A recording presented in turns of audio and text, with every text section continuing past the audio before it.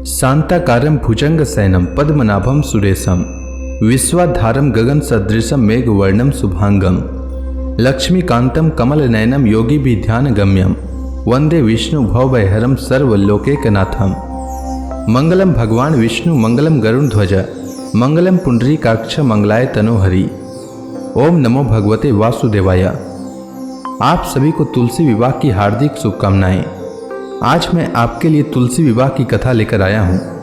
जो भी मनुष्य तुलसी विवाह के दिन तुलसी विवाह की कथा सुनता है अथवा सुनाता है, उसके समस्त पापों का नाश हो जाता है और उसके घर में सुख समृद्धि में वृद्धि होती है तथा उसे वैकुंठ लोक की प्राप्ति होती है।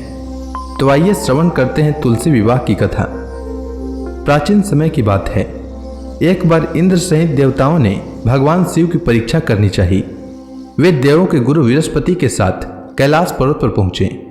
भगवान शिव ने अपनी आत्मिक शक्ति के बल पर जान लिया कि ये लोग मेरी परीक्षा करने आ रहे हैं, अतः उन्होंने एक अवधूत का वेश धारण कर लिया और उनके मार्ग में आ खड़े हुए। इंद्र ने उन्हें रास्ते से हट जाने का संकेत किया, किंतु अवधूत वेशधारी भगवान शिव अपने स्थान पर खड़े रहे। यह देख इंद्र को बड़ा क्रोध आया और वह बोला, अरे हट जा, रास्ते से जानता नहीं मैं कौन हूँ, हट जा नहीं तो वज्र से तेरे टुकड़े टुकड़े कर दूंगा। धमकी सुनकर अवधूत वेशधारी भगवान शिव को क्रोध आ गया। उन्होंने जोर से एक हुंकार भरी, जिसे सुनकर चारों दिशाएं कांप उठी। गुरु बृहस्पति तुरंत भांप गए कि अवधूत वास्तव में कोई और नहीं बल्कि स्वयं भगवान शिव हैं। उन्होंने इंद्र को संकेत करके कहा, क्या अनर्थ कर रहे हो सुरेंद्र, तुम भगवान शिव को नहीं पहचान रहे हो, ये तो साक्षात भगवान शिव हैं। इंद्र को अपनी भूल का ज्ञान हुआ। वह तुरंत भगवान शिव के चरणों में गिरकर क्षमा याचना करने लगा और कहने लगा, क्षमा करे भगवान, मुझसे पहचानने में भूल हो गई। तब गुरु बृहस्पति ने कहा, हाँ प्रभु, देवेंद्र को क्षमा कर दीजिए, ये आपको पहचान नहीं पाए थे, अनजाने में ही इन्होंने आपको अपशब्द कर दिए, इन्हें क्षमा कीजिए। गुरु बृहस्पति के अनुनय विनय करने पर भगवान शिव ने इंद्र को क्षमा कर दिया, परंतु जब भगवान शिव ने क्रोध किया था तब उनसे एक तेज निकला, जिसे भगवान शिव ने समुद्र की ओर फेंक दिया, जिससे एक बालक उत्पन्न हुआ। समुद्र तट पर गंगा सागर के किनारे रेत पर पड़ा वह बालक रुदन कर रहा था। उसके गले से इतना प्रलयकारी रुदन फूट रहा था कि उससे चारों दिशाएं कांपने लगी। देव दानव दैत्य सब घबरा गए, वायु थम सी गई। घबराए हुए देवता इंद्र सहित पितामह ब्रह्मा के पास पहुंचे और उनसे कहा, पितामह, सागर संगम पर एक अद्भुत बालक रेत पर पड़ा रो रहा है। वह इतनी जोर जोर से रुदन कर रहा है कि देवों में भय छा गया है। कृपया चलकर इस संकट को दूर कीजिए। पितामह ब्रह्मा इंद्र आदि देवताओं के साथ सागर संगम पर पहुंचे। पितामह के पहुंचते ही सागर अपने स्थान से निकला। उसने इंद्र सहित पितामह की वंदना की। ब्रह्मा ने सागर से पूछा, रेत पर पड़ा यह बालक कौन है? इसके रुदन को सुनकर समस्त संसार त्रस्त हो रहा है। तब सागर ने कहा, मैं नहीं जानता भगवान, एक दिन एक विलक्षण तेज लहरों में आ गया था, उसी से इस बालक की उत्पत्ति हुई है। यह कहकर सागर ने बालक को गोद में उठाया और ब्रह्मा जी की गोद में दे दिया। ब्रह्मा की गोद में आते ही बालक ने रोना बंद कर दिया और कुछ ही देर में अचानक बालक की बाहें आगे बढ़ी और उसकी दोनों बाहों ने ब्रह्मा जी का गला पकड़ लिया। यह देख अन्य देवता स्तंभित हो गए। ब्रह्मा जी ने अपना गला छुड़ाने का प्रयास किया, किंतु बालक के हाथों की पकड़ और मजबूत हो गई। फिर अचानक बालक ने उनका गला छोड़ दिया और मुस्कुराने लगा। ब्रह्मा जी अपना गला सहलाते हुए बोले, इस बालक का नाम क्या है सागर?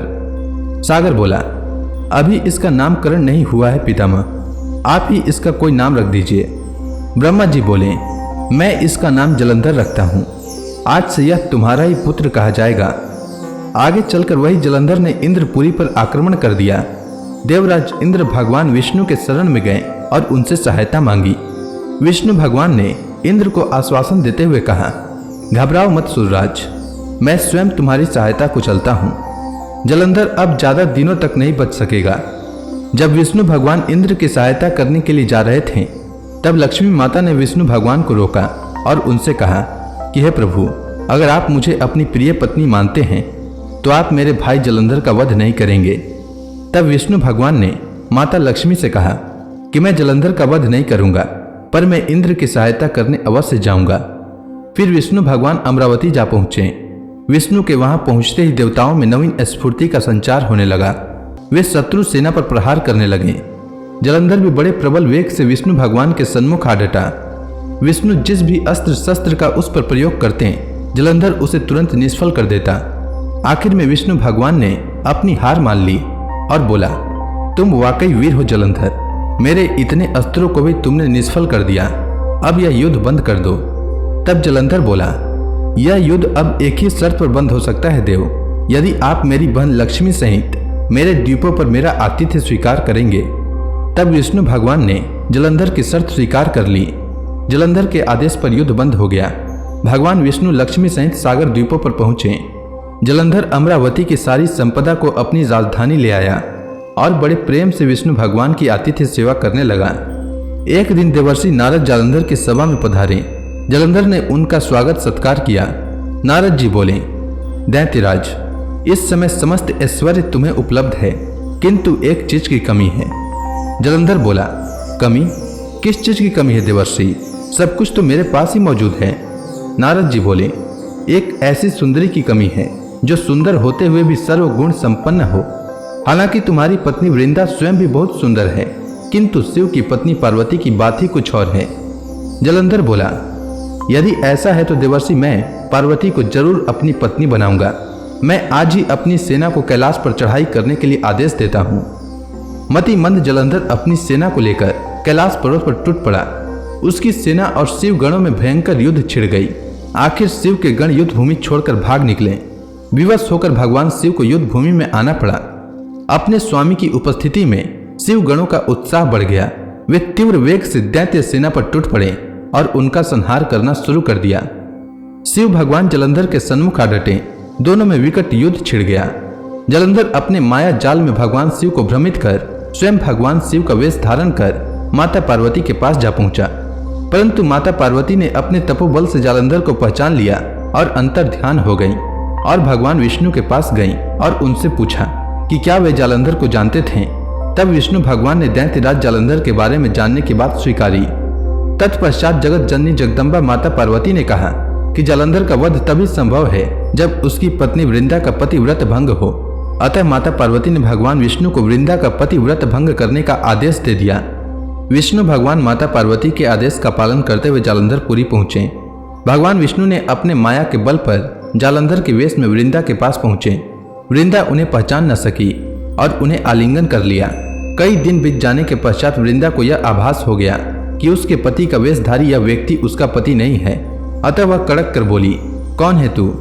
विष्णु भगवान अपने वास्तविक रूप में प्रकट हुए और हंसते हुए बोले, मुझे बहुत खेद है वृंदा, लेकिन ऐसा करना आवश्यक हो गया था। तेरा पति तेरे ही कारण अजय था। अब उसे मारने में भगवान शिव को कोई परेशानी नहीं होगी। तब वृंदा रोते हुए बोली, आपने मेरे साथ ऐसा विश्वासघात क्यों किया प्रभु? मेरे पति ने तो आपके आतिथ्य सत्कार में भी कोई कमी नहीं छोड़ी थी। उसने क्रोध होकर भगवान विष्णु को हृदयहीन शिला हो जाने का श्राप दे दिया। अपने भक्त के श्राप को विष्णु भगवान ने स्वीकार किया और शालिग्राम पत्थर बन गए। सृष्टि के पालनकर्ता के पत्थर बन जाने से ब्रह्मांड में असंतुलन की स्थिति हो गई। यह देखकर सभी देवी देवताओं ने वृंदा से प्रार्थना की कि वह भगवान विष्णु को श्राप से मुक्त कर दे। वृंदा ने भगवान विष्णु को श्राप से मुक्त कर दिया और स्वयं आत्मदाह कर लिया। जब वृंदा ने आत्मदाह किया तब वृंदा के शरीर से एक तेज निकला जो माता पार्वती में प्रविष्ट हो गया। तत्पश्चात जहां वृंदा भस्म हुई थी वहां तुलसी का पौधा उगा। भगवान विष्णु ने वृंदा से कहा, हे वृंदा, तुम अपने सतीत्व के कारण मुझे लक्ष्मी से भी अधिक प्रिय हो गई हो। अब तुम तुलसी के रूप में सदा मेरे साथ रहोगी। तुम्हारे बिना मैं कोई भी भोग ग्रहण नहीं करूंगा। जो भी मनुष्य मेरे शालिग्राम रूप के साथ तुलसी का विवाह करेगा उसे इस लोक और परलोक में विपुल यश की प्राप्ति होगी। वृंदा के अग्नि में भस्म होते ही जालंधर का तेज घट गया। भगवान शिव ने अपने त्रिशूल से उसका मस्तिष्क काट दिया। जालंधर के मरते ही उसका वह तेज जिससे वह आज तक अजय था वह शिव के शरीर में प्रविष्ट हो गया। दैत्य सेना घबराकर भाग निकली। देवताओं ने भगवान शिव की जय जयकार की। इंद्र ने पुनः अपना सिंहासन प्राप्त कर लिया और कुछ काल बाद सर्वत्र अमन चैन व्याप्त हो गया। तो इसी के साथ तुलसी विवाह की कथा समाप्त होती है। तो प्रेम से बोलिए भगवान विष्णु की जय, तुलसी माता की जय, लक्ष्मी माता की जय, भगवान शिव की जय, माता पार्वती की जय, समस्त देवी देवताओं की जय।